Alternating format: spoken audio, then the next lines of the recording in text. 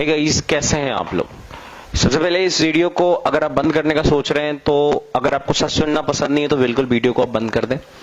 और अगर आप एक स्टूडेंट हैं तो आपके लिए बहुत महत्वपूर्ण है ये। तो जो मैं अभी कहने जा रहा हूं आगे के आने वाले 4 से 5 मिनट मैं आपका लूंगा, लेकिन उसमें मैं बहुत भयानक बातें बताऊंगा। प्लीज आप सुन लें। अगर आप एक स्टूडेंट है, अगर आप एक युवा है, अगर आप एक बेरोजगार हैं तो आपके लिए बातें हैं। सुनिए।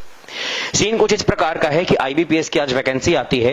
2020 का समय चल रहा है, कोरोना का काल चल रहा है। मैं कुछ बातों को मानूंगा और कुछ बातों को आपके सामने बोलूंगा भी। सीन ऐसा है कि 2020 में आज वैकेंसी आती है आईबीपीएस की, और आज वैकेंसी आती है 1167। इसके ठीक पहले 2019 में वैकेंसी आई थी 4336, उसके पहले आई थी 4252, उसके ठीक पहले आई थी 3562, उसके ठीक पहले आई थी 8022, 8822, उसके ठीक पहले आई थी 12434, उसके ठीक पहले आई थी 16721, उसके ठीक पहले आई थी 21680 और उसके ठीक पहले आई थी 22000। 2012 में वैकेंसी जब 22000 पिक पे थी, उसके बाद ये गिरते कहां पहुंच चुका है 1667 पे, 1167 पे। आप एक बात बताइए, इस तरीके से अगर आप वैकेंसीज को कम करते जाओगे, बैंक को मर्ज करते जाओगे, तो एक आम आदमी कहां जाएगा। आप हमेशा प्राइवेटाइजेशन को जोड़ दे रहे हैं। अगर प्राइवेटाइजेशन होगा तो लोग जॉब कहां पे करेंगे। क्या आत्मनिर्भर इतना इजी है आत्मनिर्भर बनना। आपको पता है कि अगर मान लिया जाए अगर बैंक पैसे भी दे देती है लोगों को बिजनेस करने के लिए, तो आपको क्या पता है कि लोग किससे बिजनेस कर पाएंगे या नहीं कर पाएंगे। क्या सारे लोग बिजनेस के लिए बने होते हैं। क्या हर एक लोग से बिजनेस पॉसिबल है। बिल्कुल पॉसिबल नहीं है। इसमें गरीब का बेटा और गरीब होता जाएगा और एक अमीर का बेटा और अमीर होता जाएगा। एक सरकारी नौकरी ही, एक पढ़ाई एक ऐसा चीज था।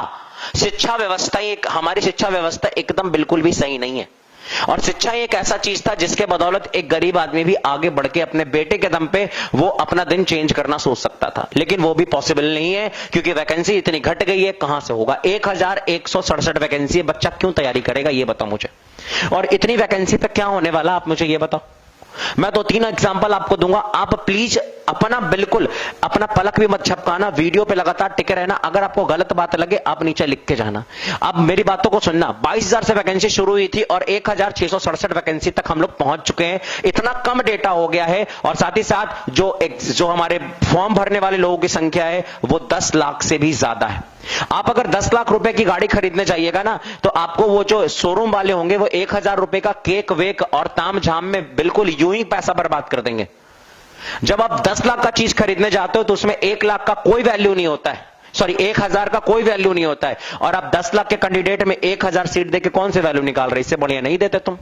क्यों दे रहे हो वैकेंसी। अब तुम ये कहोगे कि इस बार कोरोना। अरे भैया ये 2019 में भी कोरोना था क्या, 2017 में भी कोरोना था। लगातार बैंक को मर्ज कर देंगे। अरे आपका पास एनपीओ हो रहा है तो क्यों एनपीओ हो रहा है उसको सुधारोगे या वैकेंसी कम कर दोगे, बैंक को मर्ज कर दोगे। हर एक चीज को आप प्राइवेट नहीं कर सकते हैं ना। अगर हर एक चीज को प्राइवेट कर देंगे तो सरकार नाम का चीज ही हट जाएगा। एक दिन तो हमें ऐसा देखने को मिलेगा भारत सरकार प्राइवेट लिमिटेड, ये लिखवा दो। आप ऐसे करेंगे तो कहां जाएगा। शिक्षा व्यवस्था तो ऐसे ही डाउन हो गई थी और ये वैकेंसीज को देख के और ज्यादा डाउन हो जाएगी। बच्चे क्यों पढ़ेंगे। अब आप कहते हो प्राइवेटाइजेशन होना चाहिए। प्राइवेटाइजेशन कब होगा। आपको अच्छी शिक्षा मिली है क्या। एक गरीब का बच्चा क्या एक अच्छी शिक्षा पा पाता है। कोई गरीब का बच्चा अच्छी शिक्षा कैसे पा पाएगा भाई। वो सरकारी स्कूल में जाता है और आप लोग सरकारी स्कूल के मास्टर को भी कहां छोड़ते, उससे जनगणना करवाते हैं, कोरोना में करवाते हैं, इलेक्शन में काम करवाते हैं। वो इलेक्शन में काम करने आया, पढ़ाने आया है। कहां से होगा काम आप ही बताओ। और सोचोगे कि आप वहां पे पढ़ाई होना चाहिए। कैसे पढ़ाई होगा भैया। आप तो वहां पे स्कूल में आधा दिन फोर्स रहते हैं, वहां पे कभी वहां पे कुछ रहता है, कभी वहां पे कुछ रहता है, आधा दिन इधर उधर कहानी रहती है। वो कैसे आप सोच सकते हैं, कैसे एक्सपेक्टेशन आप रख सकते हैं कि कोई गरीब का बच्चा उस स्कूल में पढ़ के और किसी प्राइवेटाइजेशन नौकरी, किसी प्राइवेट कंपनी में अच्छी नौकरी पा पाएगा। उसके लिए पहले से स्किल होना चाहिए। प्राइवेट वाले पहले से स्किल मानते हैं और वो स्किल पाने के लिए एक अच्छा स्कूल चाहिए। और एक अच्छा स्कूल में पढ़ाने के लिए बाप के पास पैसा होना चाहिए। जिस बाप के पास पैसा नहीं होगा अपने बेटों को अच्छा शिक्षा वो नहीं दे पाएगा। और अगर अच्छा शिक्षा नहीं दे पाता है तो वो कभी भी जीवन काल में नहीं जा पाएगा एक अच्छे नौकरी की तरफ। यानी जो गरीब है उसका बेटा भी गरीब रहेगा और भी उसकी पीढ़ियां गरीब ही रहेंगी। जब कोई गरीब का बेटा ना, जब कोई किसान का बेटा ना, एक बेटा ना पढ़ के आईएएस ऑफिसर बन जाता है या पढ़ के किसी बैंक का पीओ बन जाता है या फिर पढ़ के एसएससी का कोई अच्छा ऑफिसर बन जाता है, तो आपको पता होना चाहिए उसका पूरा जनरेशन चेंज हो जाता है। उसके आने वाली पीढ़ियां चेंज हो जाती हैं। फिर उसके कोई लोग जो है वो नीचे दबके के काम नहीं करते, वो भी पढ़ाई करते हैं और वो भी आगे उत्साहित होते हैं। होते कुछ काम को करने के लिए। आप खुद सोचिए, अगर वैकेंसी नहीं रहेगी तो बच्चा क्यों पढ़ाई करेगा। और एक बात और, अगर आपको प्राइवेट करना है कोई बात नहीं, प्राइवेट करना बहुत अच्छी बात है, लेकिन आपकी शिक्षा नीति पहले से प्राइवेट लाइक नहीं है। हमारी शिक्षा व्यवस्था प्राइवेट लाइक नहीं है। बच्चों को उस तरीके से ट्रेंड करिए। आप भाई प्राइवेट पहले कर रहे हो और बाद में शिक्षा व्यवस्था ला रहे हो, फायदा क्या। पहले शिक्षा व्यवस्था लाइए, उसके बाद आप प्राइवेट करिएगा। आगे आइए, आगे देखिए। आपको पता होना चाहिए जनरल और ओबीसी वाले को 850 रुपए लगेंगे और 175 रुपया देना पड़ेगा एससी एसटी वालों को। आपको पता है कि कम से कम 10 लाख लोग इस फॉर्म को भरेंगे और 10 लाख से ज्यादा। मैं एक आमूमन बता रहा हूं, पिछले साल 20 लाख लोगों ने फॉर्म भरा था, इस लाख मान लेते हैं कि 10 लाख लोग फॉर्म भरते हैं, तो अगर 10 लाख लोग फॉर्म भरते हैं तो आपको पता होना चाहिए कि सरकार के पास 85 करोड़ रुपया जाएगा। और इस 85 करोड़ में से मान लेते हैं कि 10 करोड़ एग्जाम लेने और ट्रेनिंग कराने में खर्च कर देगा, तो उसके बाकी का 75 करोड़ का हिसाब कहां पे गया। आप मुझे जल्दी से बताइए 75 करोड़ जाएंगे कहां पे। ये 75 करोड़ क्या होगा। आप कहोगे सर्विस होगा, उसको सैलरी मिलेगा, तो जो सर्विस करेगा वो क्या सर्विस नहीं करेगा, वो सरकार को सर्विस नहीं देगा। अगर आप एक स्टूडेंट हैं तो इस वीडियो को ज्यादा से ज्यादा शेयर करिए, सारे बच्चों तक पहुंचाइए, ताकि आपको पता चलना चाहिए, ताकि सबको पता चलना चाहिए कि कुछ होने वाला है, कुछ करने वाले हम लोग हैं। और जब तक हम लोग कुछ काम नहीं करेंगे हम यूं ही हाथ पैर मोड़ के बैठ जाएंगे। मैं ये नहीं कहता हूं, मैं ये बिल्कुल भी नहीं कहता हूं, मैं किसी की भी बिल्कुल भी निंदा नहीं करता हूं, मैं किसी सरकार की निंदा नहीं करता हूं, मैं हर एक सरकार की बहुत रिस्पेक्ट करता हूं।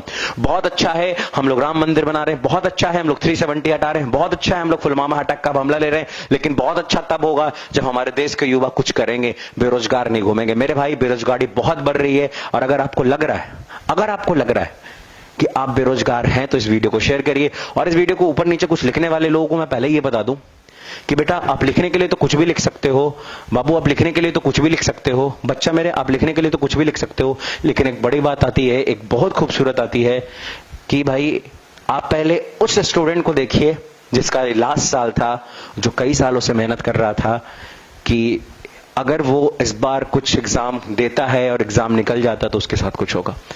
एक बार की बात है, मैं क्लास से जब निकला है, मैं maths teacher, my name is Nishant Kumar Shah.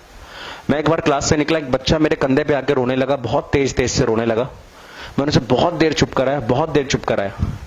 काफी देर चुप कराने के बाद मुझे लगा, फरवरी का महीना चल रहा था, मुझे लगा कुछ चक्कर उक्कर होगा दूसरा वाला, लेकिन वो बच्चा बहुत देर के बाद चुप होता और वो कहता है कि सर पापा ने मेरे को इस बार पटना भेजा था, पापा मेरे किसान है, कि एनटीपीसी आने वाला है, एनटीपीसी में मैं जॉब कर लूंगा पढ़ाई करके, लेकिन सर एनटीपीसी का तो एग्जाम ही नहीं हो रहा है। जब एनटीपीसी का एग्जाम नहीं हो रहा है तो पापा आप कह रहे हैं कि बेटा इससे ज्यादा मेरे पास पैसा नहीं, अब गांव लौट जाओ। वो कहता है क्या कि सर मेरे को पढ़ना था सर, मेरे को यहीं रहना था सर, अगर मैं घर जाऊंगा तो पढ़ाई नहीं हो पाएगी सर, खेत में काम करना पड़ जाएगा सर, कैसे भी एग्जाम हो जाए सर, कैसे भी एग्जाम करा दो, मेरे हाथ में कि मैं एग्जाम करा दूं। मैं रात भर उस दिन नहीं सोया।